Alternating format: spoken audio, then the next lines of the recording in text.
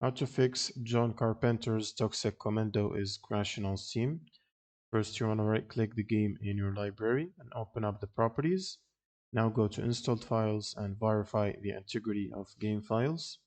Now once this process is completed, go back to the general tab and in launch options you want to add -DX11, and then you can close Steam like this and open up a new browser tab, and you will need to install the latest redistributables.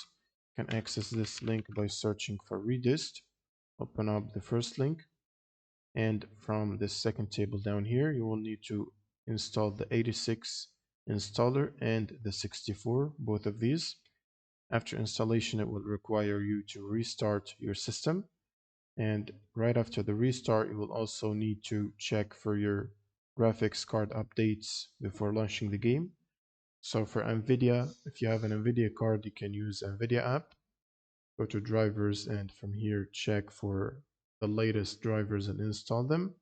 Otherwise, if you have AMD, you can download the AMD software. And once you're done, you will need to launch Steam as admin. Right click and run as admin. And then just launch the game from your library on the left side.